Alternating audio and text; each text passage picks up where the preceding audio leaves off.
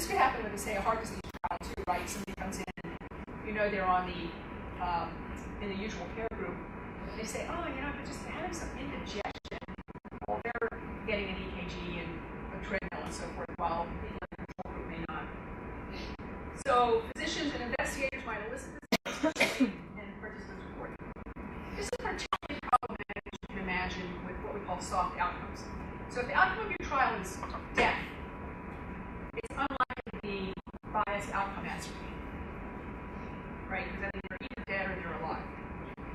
But almost anything short of that can still have biased outcome ascertainment, although hard outcomes are it's a little bit harder to do that.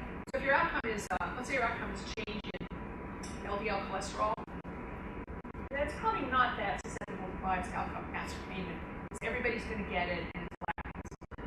But if the outcome is satisfaction with something, then it could be elicited in quite a different way. For pain, depressive symptoms, lots of the symptomatic things that are very important to study, but don't have hard outcome measures on. Here's one of my favorite trials. It's called the Canadian Cooperative Multiple Sclerosis Trial. This is a very clever trial in which they randomized 165 people who had multiple sclerosis to get a very intensive intervention.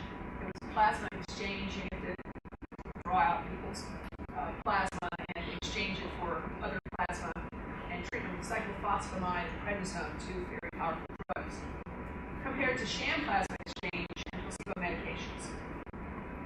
So this control, they really went far with this control group, right? I think some people probably would have been inclined to just not do anything in the control group rather than doing plasma exchange and placebo meds. But this is how it was done. The outcome was, okay, multiple sclerosis, for those of you who don't know, you have these patchy neurologic abnormalities. And so the outcome is a structured neurologic examination where you grade everything in terms of is it normal or abnormal, and there are several ways to go about this. The interesting thing is they used a group of blinded neurologists to do this, so that they had a group of neurologists who didn't know which group the patients were in, and they assessed the outcome. But then they had another group of neurologists, and they told them which group that the patients had been in. They told them whether they were in the plasma exchange or the placebo group, and again, how to do the same thing. And they were trained the same way. And what they showed was that there was statistically significant greater improvement with plasma exchange compared to placebo if the outcome was adjudicated by the unblinded neurologist, but not if it was adjudicated by the blinded neurologist. Now, do you guys believe that the unblinded neurologists were sort of mean, evil neurologists? No. So, I mean, what this really demonstrates in a very nice, clear way is that it's just human nature. It's good human nature. It's kind of doctor human nature to want a very impressive intervention to work and to give it the benefit of the doubt if you have the possibility of giving it the benefit of the doubt. So, these unblinded neurologists, they knew these people had been through plasma exchange and prednisone, cyclophosphamide, and they really wanted it to work. And I think that's the explanation for why you see the difference if the outcome is adjudicated by unblinded neurologists compared to blind neurologists. But, so keep in mind, this is a little different from ascertainment, right? By ascertainment, I mean, how do you figure out if somebody might be having an outcome? This is the actual measurement of the outcome. So biased outcome adjudication, study staff decide if a change or outcome has occurred, may classify similar events differently in treatment groups. And they're not doing this because they're, evil. It's just, this is human nature. And you have to expect that it's going to happen in unblinded cases. And again, it's particularly problematic in soft outcomes, right? This kind of thing doesn't just happen with the study staff. You can just imagine a patient who's gone through prednisone, cyclophosphamide, really wants to believe that this is helpful, right? Because it's a big deal. You can believe that the patient who's gone through coronary artery bypass surgery or whatever wants to feel better, and if the outcome is something like, how do you feel, then they're quite likely to feel somewhat better. That's the placebo effect, and it's real. Any questions now about, these are the three major values, reasons blinding. And they're important to avoid. I just want to spend 2 minutes on what is blinding. You'll hear all these words about blinding. I think we should eliminate. You hear single blinding. Typically that means that patients who participate in the trial don't know what they're getting. Double blinding, which people by that usually mean that it's the participants don't know and the study staff don't know. But that's never quite clear. Triple blind.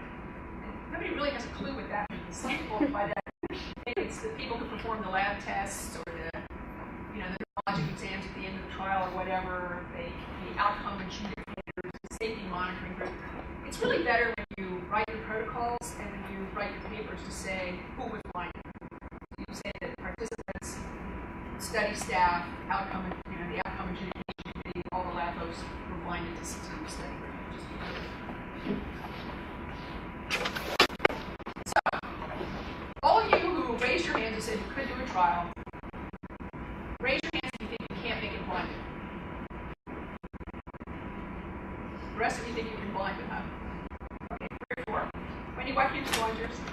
Because if I'm going to have an intervention of exercise with one group and the control group gets maybe another, I try to make it comparable so that they don't know which group they're in, but it's hard to do that if they know what the study is about. So behavioral interventions, exercise, yoga, meditation, all those kinds of things are nearly impossible to really blind, right? Because you just can't. Who else said they couldn't blind? The study involves rinsing your mouth versus not to decrease culture contamination in HIV patients for tuberculosis. And so it's hard to blind someone whether or not if the control is not rinsing your mouth. The intervention involves rinsing your mouth with one of different solutions. Well, see, now this is interesting. So the intervention, people will be randomized, people with HIV will be randomized to rinsing their mouth with what? With either just water or chlorhexidine. Water or chlorhexidine. But is water the control? No, because the control is not. So you mean you're thinking about either water or chlorhexidine, one or the other? Yeah. So the interesting question here is, the interesting point is, what's the research question?